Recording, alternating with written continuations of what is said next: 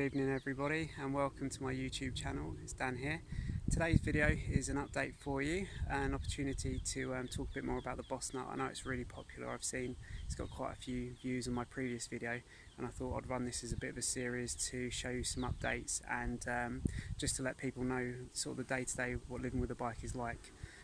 Back from holiday, got back last week and I'm settling back into the routine of work. Been riding my other bikes a little bit, but not so much on the Bossnut. Just felt like a break from it really.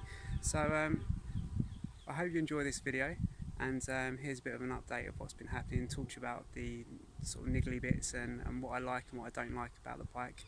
I've been riding it for a few months now and I've done sort of 300 to 400 miles on it, so I think that's a fair enough sort of distance and amount of time to tell you a bit more about the bike itself. I've ridden it on a lot of terrain as well. You'll see in some of my other videos that I've been to Wales, Bike Park Wales, recently been to the Alps, and have ridden it sort of all over the place. I think I've given it a fair bash on every kind of trail you can think of. So let's take a look at the bike. So here it is. It's the 2018 Bossnut Evo. I reviewed it in a previous video, so I'll put a link of that in the description, or maybe a playlist or something. But the upgrades I did previously are the front and rear rotors, the pedals, the grips, and aside from that, and the dropper post. Aside from that, the bike's standard. So you can have a look at that video and see a bit more about the bike itself, but I thought I'd update you on the things that have been happening in the last few months. So the bike is still a great bike. I love it. I think it can do pretty much anything you want aside from some really serious downhill. If you're looking for a long travel downhill bike, then this obviously isn't it, if you're into big jumps and everything or long downhills. But if you just want a general trail bike that you can use on a day-to-day basis for loads of different things, days out in the mountains, bit of uplift, bit of downhill, bit of alpine riding, then this is it really. This can do it. It's on the budget side. I see now that the Calibre have released the Triple B, which has got a slightly different rear end, which this one is a quick release, and I believe that one's got a bolt through, which will be a stiffer rear end. I'm not sure what other upgrades it has. I think it has a dropper post. In fact, I know it has a dropper post, but I'm not sure about the other components. I'll put a link in the description. You can have a look, or maybe I'll try and do a comparison in another video if I can find someone else that has got one. Good things about this bike. Cheap for a start. I think everyone knows it as a budget bike, but you know, it is really a sum of some fairly good parts. The frame itself is pretty good, and then the parts that they've spec'd it with are quite good as well. So the things that I don't like, the paint is really thin. You can see here that it started to go through. I did tape it a bit, and then I've got this silicone thing on here to help as well, but I've noticed a couple of areas where it's rubbing. The cable routing isn't great down here. See if I get a better angle for you. You can see it's rubbing just there. Generally the paint's pretty thin. Just to feel it, you can feel that it's pretty thin paint. It's not a thick layer on there. I guess that's where they've made some savings. Other things that I'm kind of not liking, it's a heavy bike. You know, you have to compromise on something, and I think with a cheaper bike it is going to be a bit heavy. I think the wheels themselves are fairly good. I think it's Formula hubs. And some fairly decent rims. The tyres don't help. They're big heavy tyres, probably a bit overkill for this time of year when it's so dry. I probably could have had a lighter weight tyre on there, but I didn't swap them for the fact that I was going to the Alps and I wanted something a bit burlier, and I had a couple of wet days there as well, so kind of glad of the extra tread. But if you're going to ride this bike in summer or to race, you'll probably want to change the rubber on there.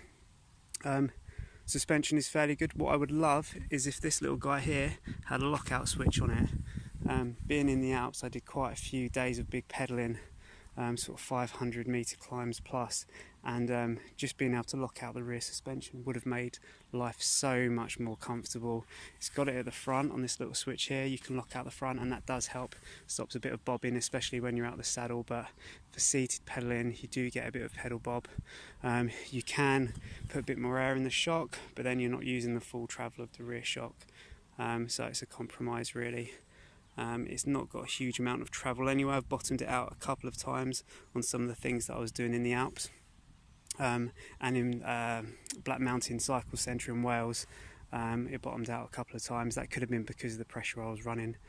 Yeah, you get what you pay for with this bike. I think the pedals that I've got are a great improvement. The ones that came with the bike weren't that great, and they're very cheap looking. Pedals are cheap, you know, anyway. You can pick up a pretty decent set for less than £50. I think these were 40 odd quid from Superstar Components, and they match the bike quite nicely. I changed the grips pretty quickly because you like what you're used to.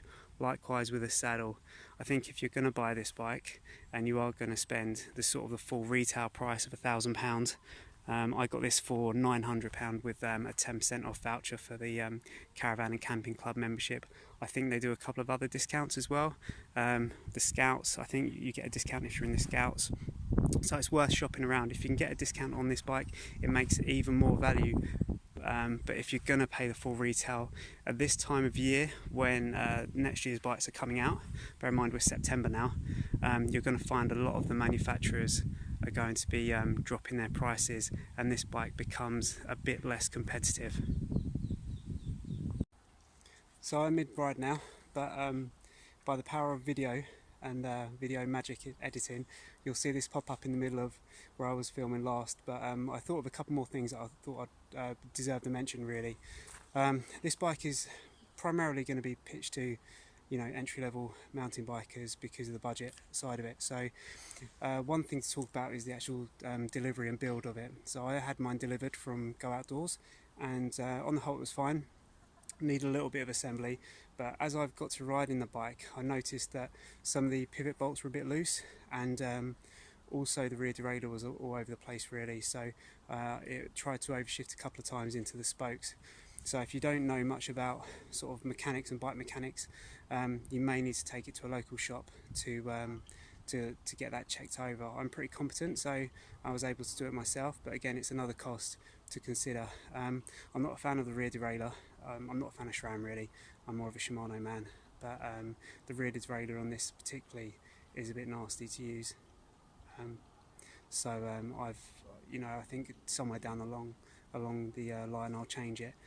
I don't know whether it's just the cable or whether it's a bit stiff. I'm going to change the cable and see how I get on, but it might be something else for you to consider as well. So there we go. I think if you're looking to get this bike, now is a good time to shop around really. It's a buyer's market. There are a lot of other brands that are doing similar things.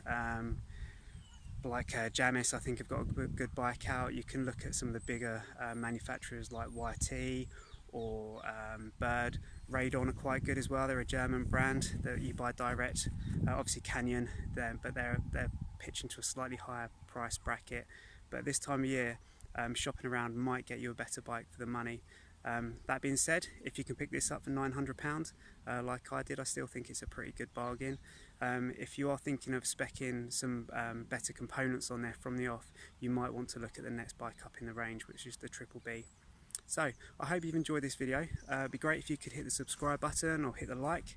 I'm going to run this as a series, so let me know in the comments anything else you'd like to know. I'll probably leave it a few months, and we'll give you a further update as to other things I've changed. So far it's just been the cosmetic things and the personal things that I like that I've changed. The only actual real thing I've had to change is a set of pads, which you're going to go through anyway, and that was just on the rear. I think I've been dragging the rear a little bit on some of those longer descents. So hit me up in the comments if there's anything you want to know, and I'll see you in the next one. Take it easy.